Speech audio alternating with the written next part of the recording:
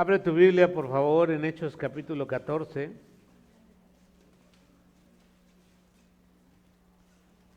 Y hoy vamos a estar reflexionando en este pasaje. Y no sé usted, pero cuando comenzamos a plantar esta iglesia hace 16 años y unos meses, me acuerdo que una de las cosas que me motivó a poder dar ese paso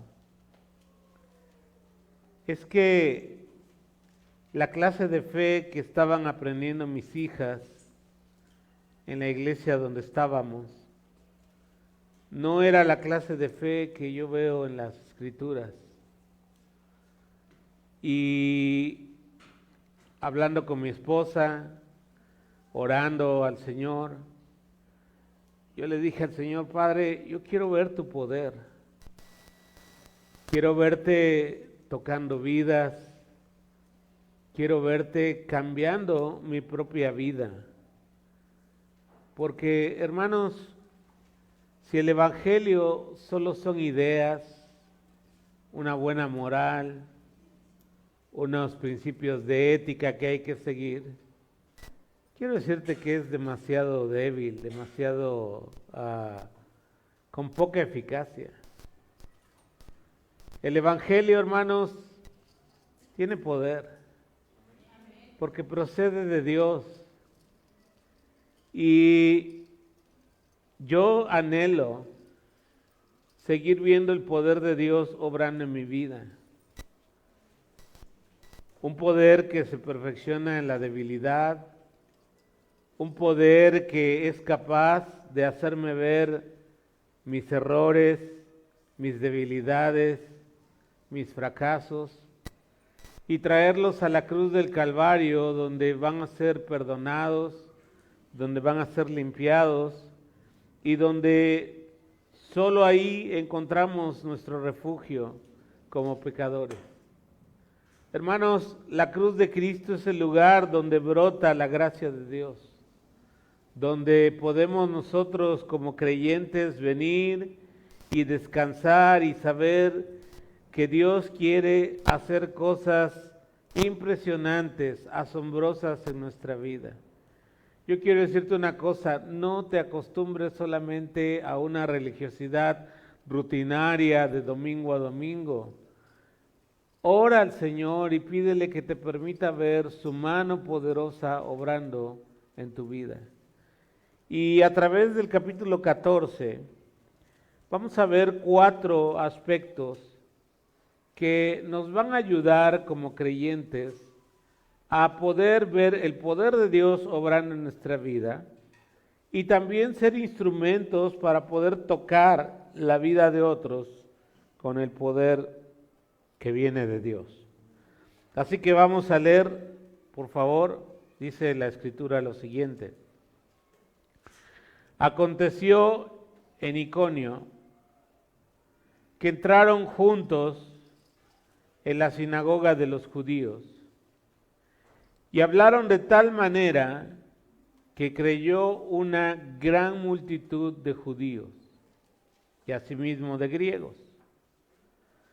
Mas los judíos que no creían, fíjate lo que hicieron: excitaron y corrompieron los ánimos de los gentiles contra los hermanos. Vamos a hacer aquí una primera pausa, hermanos.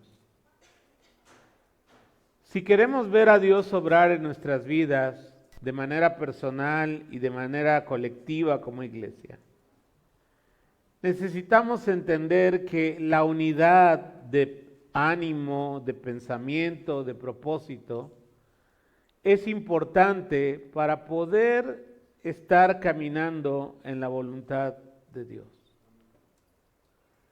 Hermanos, Dios nos ha dado dones, nos ha dado talentos, y todos ellos contribuyen para la obra de Dios.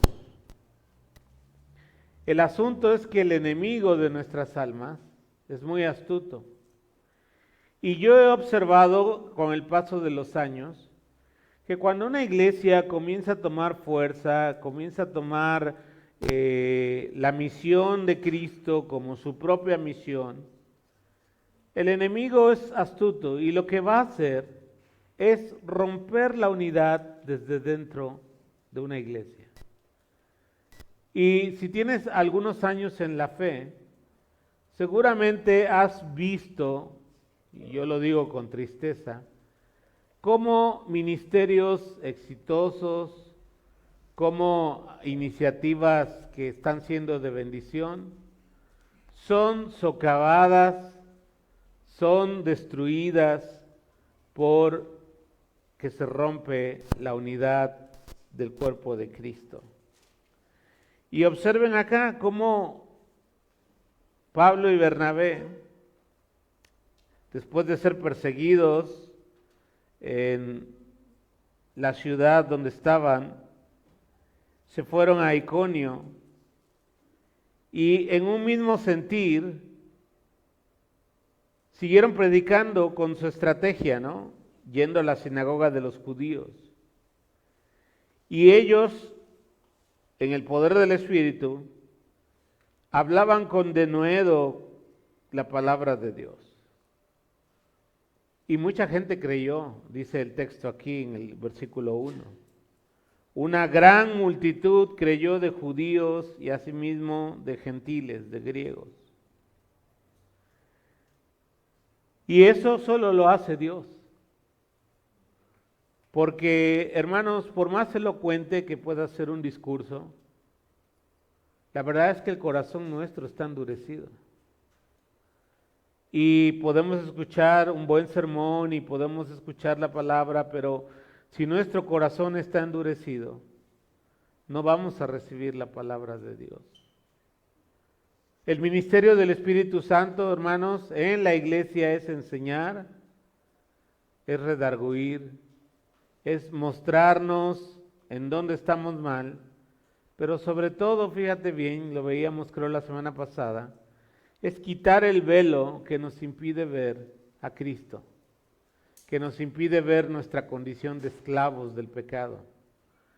Y necesitamos entonces entender que solo Dios puede hacer esa obra de iluminación, de tocar un corazón y de cambiarlo. Y hermanos, aquí ocurrió eso. Y una gran multitud, no creo que Lucas esté exagerando, o sea, muchos creyeron. Pero observen la astucia del enemigo en el versículo 2. Mas los judíos que no creían, ¿qué hicieron? Excitaron y corrompieron los ánimos de los gentiles contra los hermanos. Y eso ocurre con mucha frecuencia, hermanos, que personas que por alguna razón no están de acuerdo con algo, siendo creyentes, incitan a otros a tener malos pensamientos. Y si tú haces algo así, no te estás dando cuenta que el diablo te está usando, literalmente, para romper la unidad del cuerpo de Cristo. Toda acción que un creyente hace para romper la unidad del cuerpo de Cristo no procede del Señor. Es una estrategia del diablo.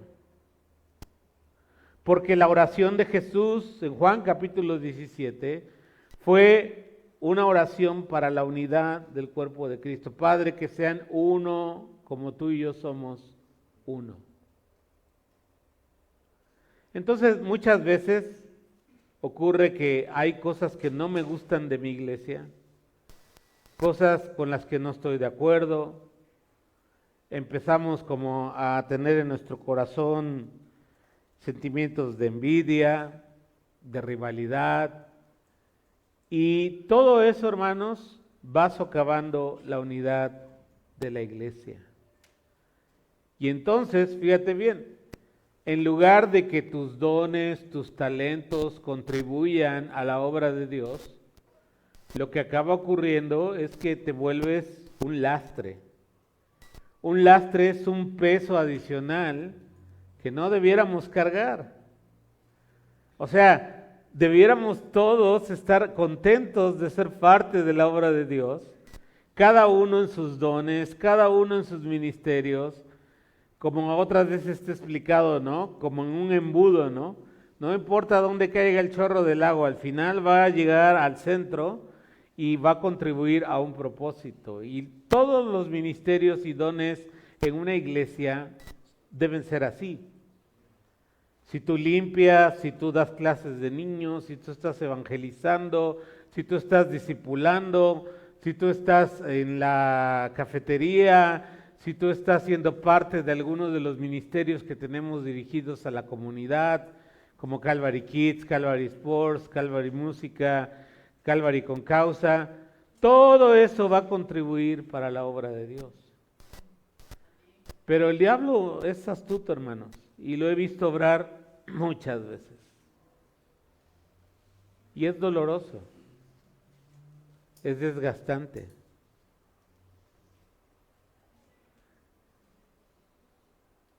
Creo que en los 30 años que llevo como pastor, me ha tocado pasar por 4 procesos de división,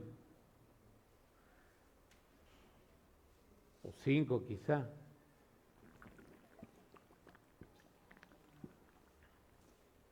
Y te voy a decir una cosa, no hay uno solo que yo pueda decir que resultó para bien de la iglesia. La iglesia queda lastimada, queda herida. La iglesia queda, pues de alguna manera, débil. Se desconectó. Yo creo que ustedes sigan manejando las diapositivas, por favor. Mira lo que dice Santiago capítulo 3, versículo 16. Pues donde hay envidias y ambiciones egoístas, también habrá desorden y toda clase de maldad. Entonces, hermanos, necesitamos entender que en la iglesia no somos competencia, somos complementos. Tus dones, tus talentos y los dones que Dios nos ha dado a cada uno de nosotros se complementan. Y muchas veces llegan personas a la iglesia queriendo cambiar las cosas. Y digo, yo respeto sus opiniones, su trasfondo eclesiástico, pero Dios nos ha dado una visión de cómo trabajar y cómo alcanzar las nuevas generaciones. Y hace no mucho tuve que decirle a alguien, bueno, valora si estás a gusto en la iglesia, porque pues no es que no podamos cambiar el modelo, pero imagínense que a cada persona cambiáramos lo que le gusta o no le gusta, ¿no? Por ejemplo, hay quienes no les gusta el coffee break. Sienten que es como una herejía, ¿no? Partir el culto en dos. Y el coffee break nos permite, si es que lo haces, saludarnos, tener un poco más de interacción. Porque ¿qué es lo que suele pasar? Que termina el servicio y, diría mi madre, como caballos desbocados, ¡zum!, nos vamos. Y no nos damos un espacio para la comunión, para conocernos un poco más. Pero yo quiero animarte a que saquemos de nuestro corazón esas cosas.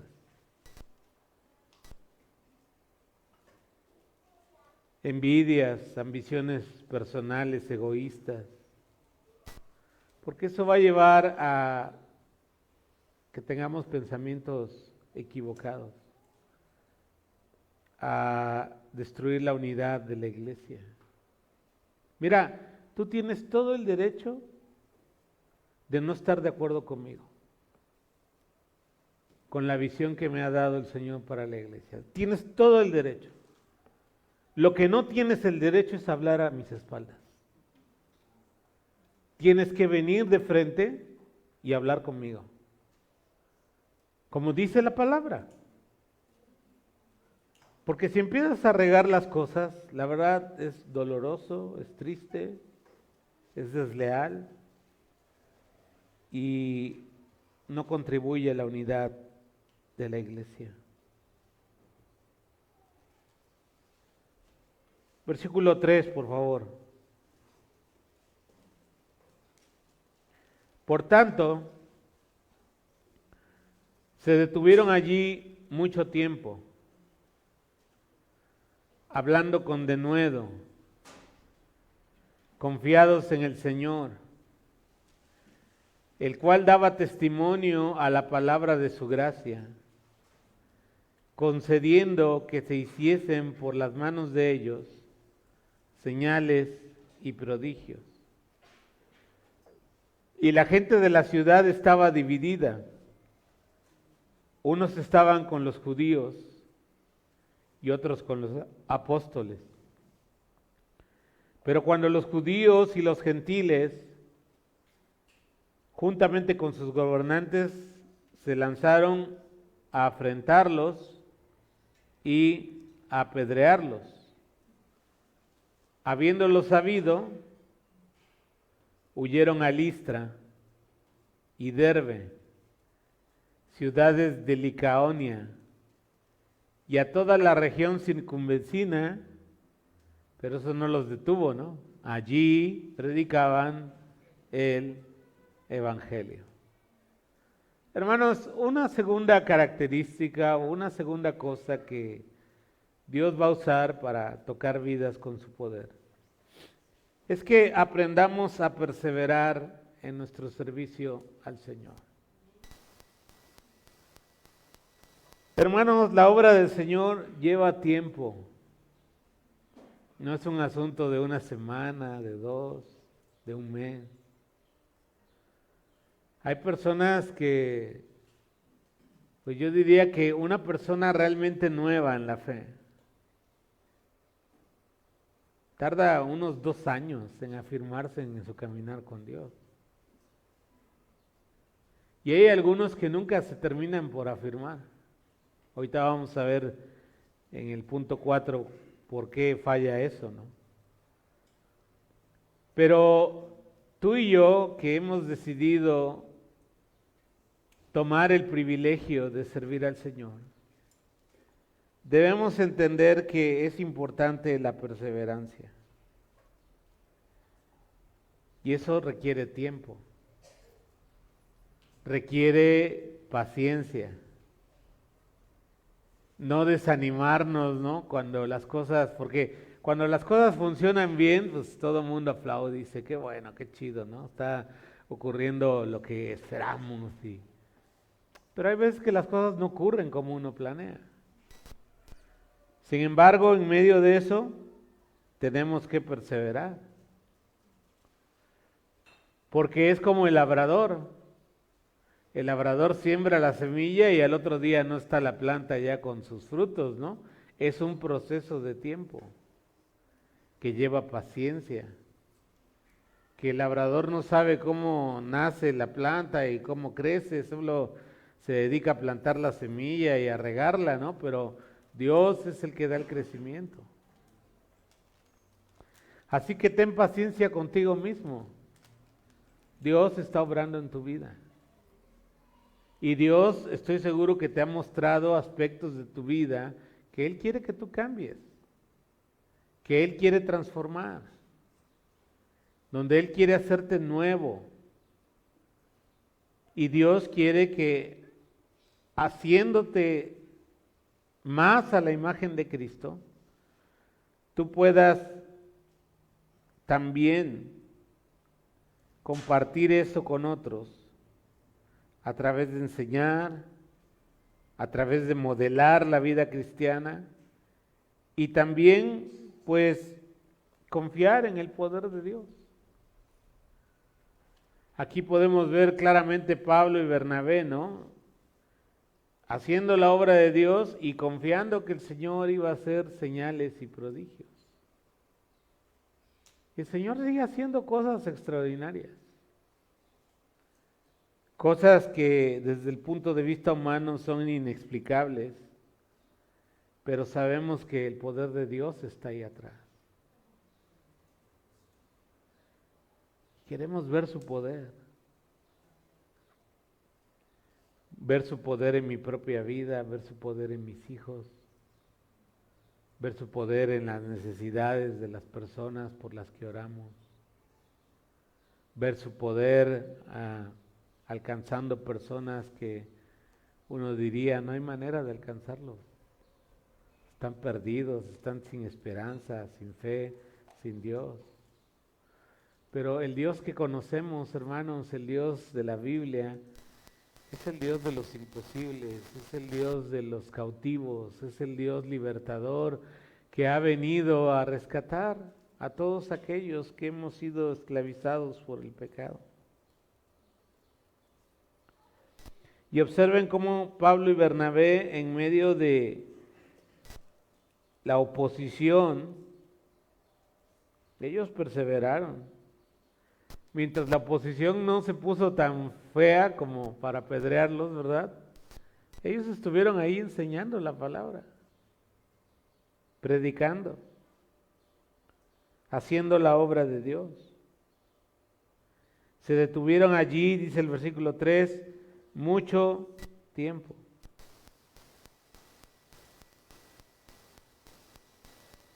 Y muchas veces así ocurre, hay que soportar la oposición.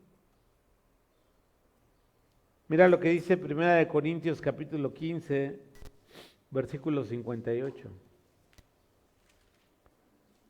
Por lo tanto, mis amados hermanos, permanezcan, ¿cómo? Fuertes y constantes. Trabajen siempre para el Señor con entusiasmo. Lee conmigo esa frase. Trabajen siempre para el Señor con entusiasmo. Otra vez. Trabajen siempre para el Señor con entusiasmo. Porque ustedes saben que nada de lo que hacen para el Señor es inútil. Y yo quiero verte así, con entusiasmo. No de mala gana.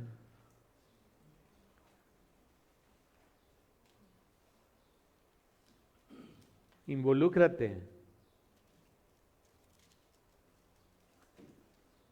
Experimenta el gozo de servir al Señor. Persevera. A veces parecemos muñequitos de esos de cuerda, ¿no? Que le dan 2 vueltas, caminan, ¿no? Y se paran.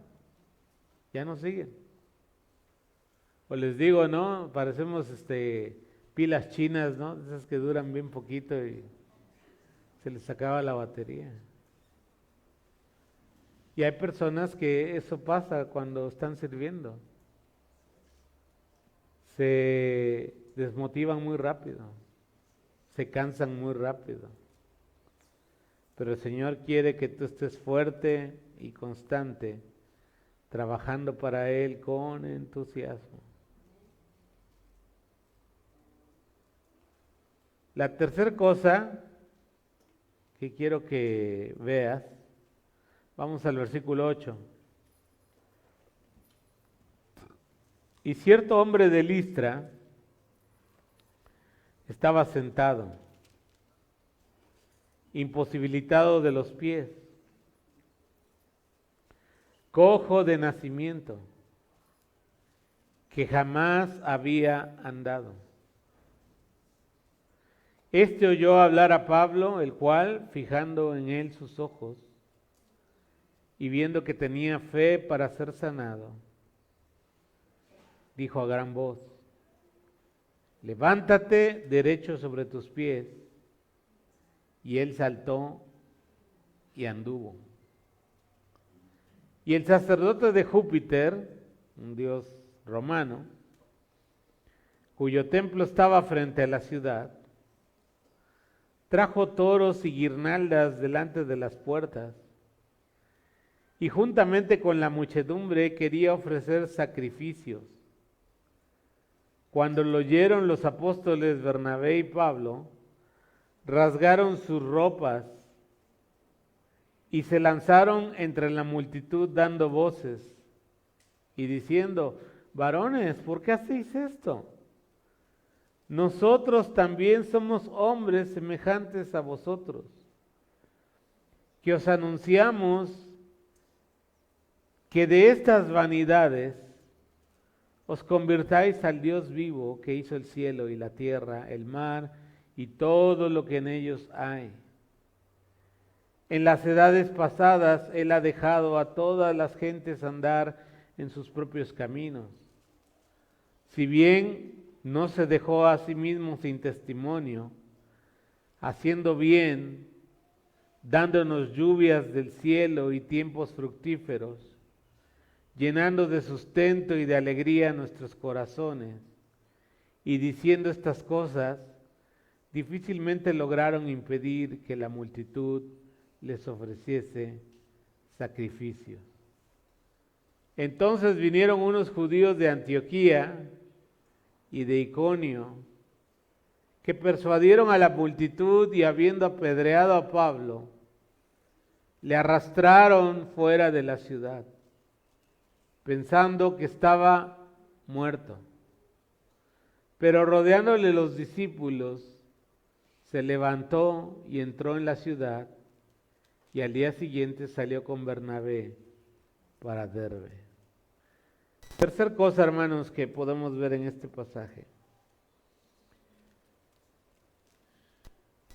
el sufrimiento es parte de la experiencia cristiana. Y yo sé que no nos gusta sufrir, a nadie. Nadie dice: yo quiero sufrir, no, nadie.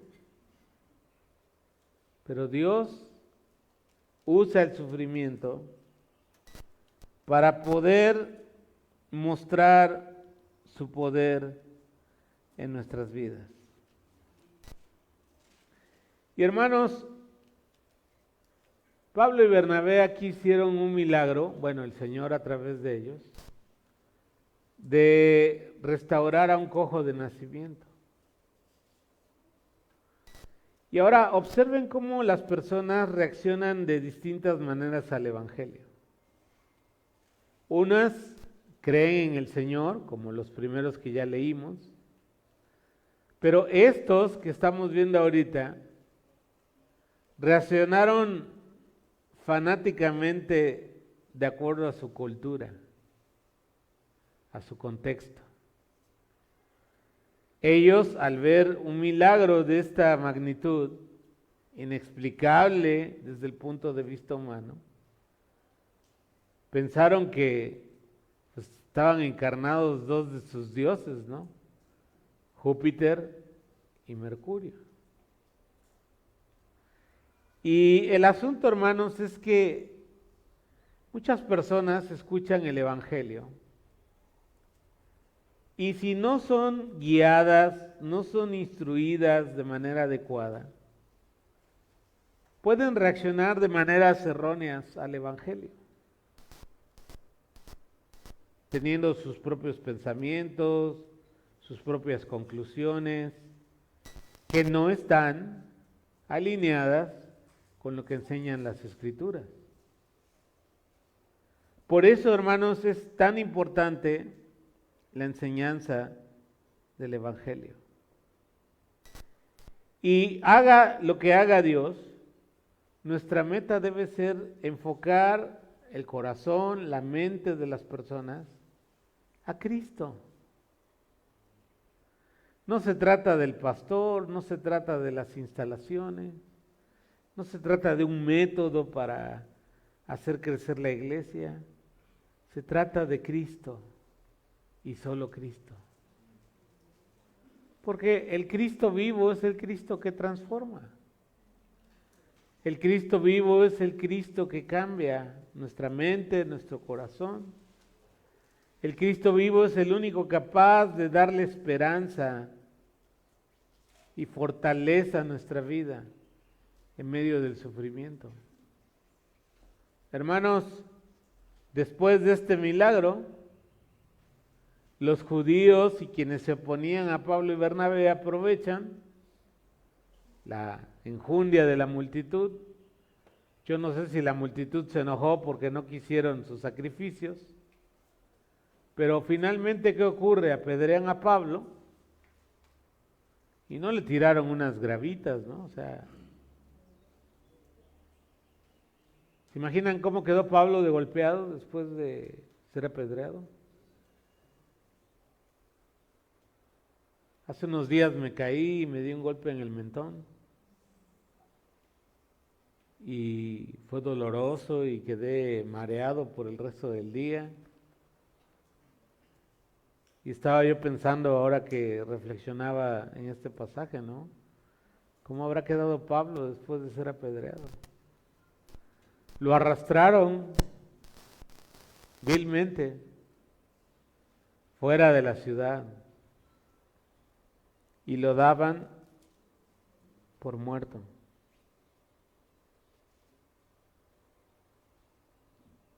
Y uno se pregunta, ¿por qué Dios permite esas cosas? ¿Por qué si Pablo y Bernabé están siendo fieles en predicar el Evangelio, están siendo diligentes, perseverantes, por qué Dios permite que pasen estas cosas?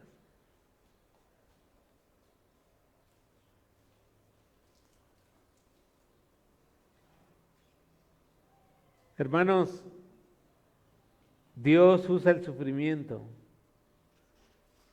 para poder moldear nuestras vidas a la imagen de Cristo. Ahora, no es que Dios esté siempre metiéndonos en sufrimiento, pero van a ocurrir cosas en tu vida, en mi vida, que nos van a meter en sufrimiento, en crisis. Nuestro sistema de valores y de creencias se va a ver tambaleado, ¿no? Pero Dios tiene un propósito. Mira lo que dice 2 de Corintios capítulo 4, versículo 7. Pablo dice, ahora tenemos esta luz que brilla en nuestro corazón. ¿Cuántos tienen la luz de Cristo en su vida, hermanos? Pero nosotros mismos somos como frágiles vasijas de barro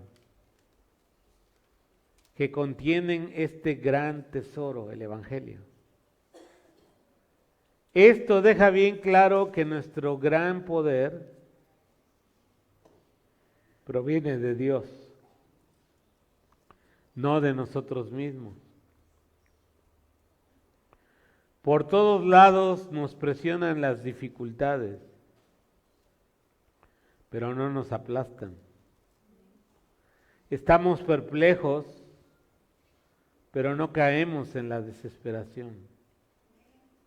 Somos perseguidos, pero nunca abandonados por Dios. Somos derribados, pero no destruidos.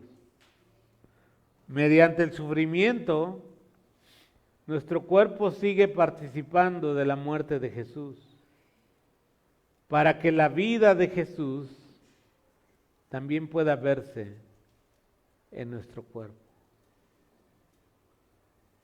Así que, hermanos, el Señor va a usar esos momentos de sufrimiento para podernos hacer ver su poder.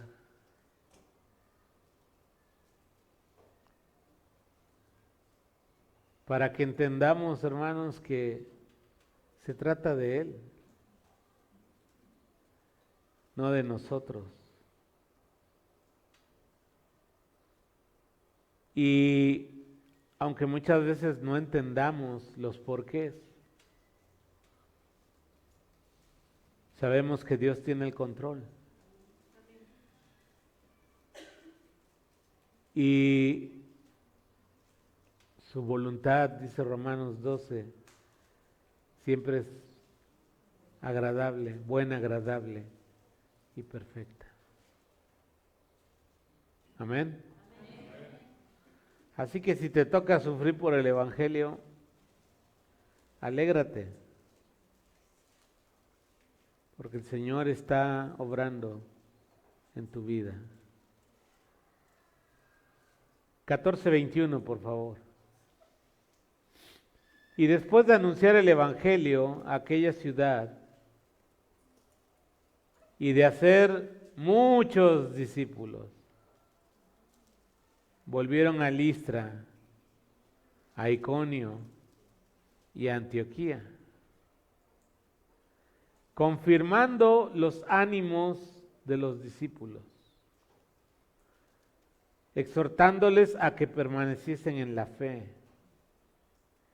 y diciéndoles: es necesario que a través de muchas tribulaciones entremos en el reino de Dios. Y constituyeron ancianos en cada iglesia, y habiendo orado con ayunos, los encomendaron al Señor en quien habían creído. Hermanos, para ver el poder de Dios obrar en nuestras vidas y en las vidas de otros, es necesario que constantemente nos estemos confirmando en la fe. Ahora, yo sé que en la iglesia tradicional la confirmación es una ceremonia. No, hermanos, aquí tiene que ver con el cuidado espiritual. Todos necesitamos tener cuidado espiritual. Alguien que nos anime, alguien que nos exhorte cuando estamos desviándonos del camino, alguien que nos dé una palmada de ánimo cuando estamos desanimados. Pero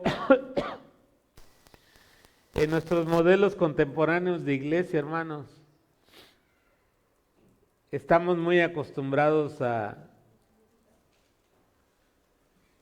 no tener que interactuar con otros. Sentimos que nosotros podemos solos, que podemos caminar en la vida cristiana sin la ayuda de más que del Señor, decimos, ¿no? Pero cuando uno va a la Biblia, uno se da cuenta que Dios diseñó la iglesia para que hubiera una interacción unos con otros. Y tú personalmente tienes que buscar o pedirle al Señor que te provea de alguien que pueda estar cuidando de tu vida, que te pueda aconsejar, que te pueda tender la mano cuando estás cayendo. Porque es muy fácil desviarse, es fácil desanimarse. Pero el Señor quiere que tú puedas ser cuidado en la iglesia. Y eso se da a través del discipulado. El discipulado, hermanos, no es un curso de 12 lecciones, eso no es nada. El verdadero discipulado es lo que Jesús hizo con sus discípulos, transmitirles vida, ejemplificarles la fe, levantarlos cuando están caídos, fortalecerlos cuando están débiles. Ese es el discipulado. Y yo necesito que alguien me discipule, que alguien esté cuidando de mí. Y por eso, hermanos, debemos pedirle al Señor nos provea a alguien que haga esa función en nuestra vida. A veces no lo hacemos porque sabemos que hay cosas que no están bien y nos repatea que nos digan en qué no estamos bien. Pero Dios quiere usar esas personas para guiar nuestro camino y caminar con Cristo como Él quiere que caminemos. Observen cómo aquí Pablo y Bernabé, después de anunciar el Evangelio y de hacer muchos, fíjate, no fueron congregantes, no fueron fans, son discípulos, seguidores de Cristo. Y luego volvieron a las ciudades donde ya habían predicado. Dice que confirmando los ánimos de los discípulos, exhortándoles a que permanezcan en la fe, animándolos, ¿verdad?, a través de las tribulaciones, y establecieron liderazgo en la iglesia. Y ese es parte del proceso. Es muy importante, hermanos, entonces, que entendamos que necesitamos el cuidado unos de otros. Y no es un cuidado de estar regañando y estar ahí como con lupa, no. Es un cuidado genuino, natural, amoroso. Como cuando nosotros como padres cuidamos a nuestros hijos. A veces nuestros hijos hay una edad donde no entienden por qué hay ciertas reglas, ciertas restricciones, ciertas conductas que deben cambiar, por qué se les llama la atención, ¿no? Pero con los años maduran y entienden por qué razón se les marcó un límite.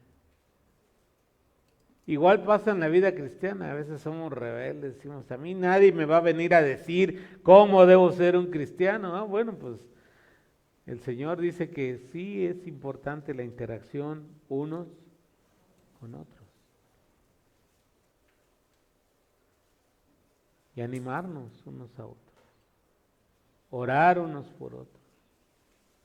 Perdonarnos unos a otros. Sobrellevar las cargas los unos de los otros. Ese vocablo unos a otros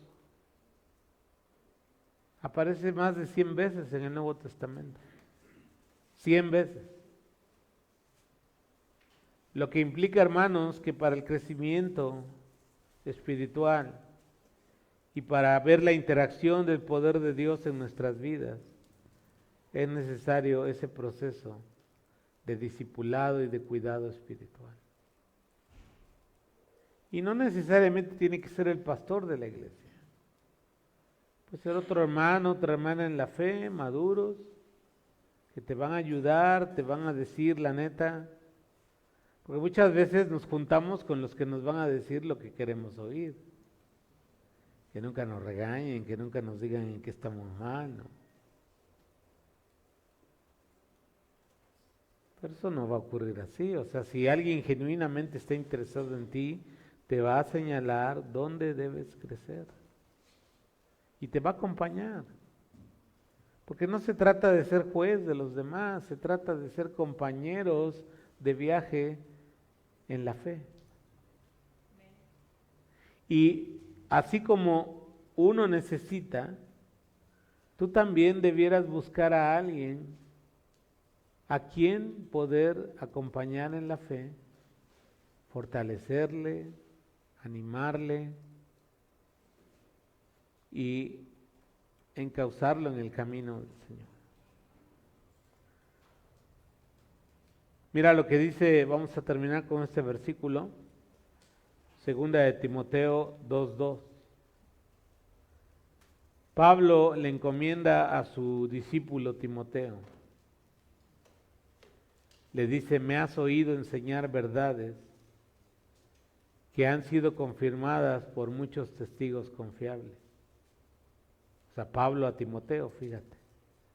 Ahora enseña estas verdades a otras personas dignas de confianza, que estén capacitadas para transmitirlas a otros. 4 generaciones de creyentes: Pablo, Timoteo, las otras personas que van a enseñarles a otros. Y de esa manera Dios quiere que podamos crecer en nuestra fe y experimentar su poder en nuestras vidas. Hermanos, es necesario que podamos nosotros estar en esa interacción si queremos crecer en la fe. Aislarte no te va a ayudar en nada. Las mujeres suelen platicar mucho de sus situaciones, ¿no? Quizá ahí donde deben afinar las cosas es llevar a Cristo esas cosas, ¿no? En lugar de usarlas para otros propósitos. Los hombres solemos encerrarnos en nuestra ostra cuando tenemos problemas, cuando estamos pasando situaciones complicadas, ¿no? Creemos que nosotros debemos resolver todo. Pero Dios nos ha dejado este proceso para nuestro crecimiento y madurez. Yo quiero animarte. Crece en el poder de Dios. Experimenta el poder de Dios en tu vida. Permanece en la fe. Desarrolla hábitos que te ayuden a crecer y estar firmes en tu caminar con Dios. Congrégate regularmente, abre la palabra todos los días, busca al Señor en oración y sabes, lo que Él te muestre que hay que cambiar, no lo postergues, hazlo y eso va a resultar en crecimiento y en bendición para tu vida. ¿Quieres ver a Dios obrar? Unidad en la fe, perseverancia en la obra de Dios, participar de los sufrimientos de Cristo y estar en la interacción de discipulado, el cuidado unos con otros. Padre, te damos gracias por tu palabra y gracias por la oportunidad de mirar a través de hechos ese proceso de crecimiento que tienes para nosotros en la fe. Te suplico, mi Señor, que tú puedas hacer crecer a cada uno de nosotros y nos ayudes a mantenernos firmes, constantes, sirviendo con entusiasmo en la obra del Señor, sabiendo que nada de lo que hagamos para ti es inútil. Padre, queremos verte obrar en mi propia vida, en la vida de mi esposa, de mis hijas, en la vida de mis hermanos en la fe, en la vida de aquellos que no te conocen. Padre, te lo pedimos en el nombre de Jesús. Amén. Dios les bendiga, hermanos.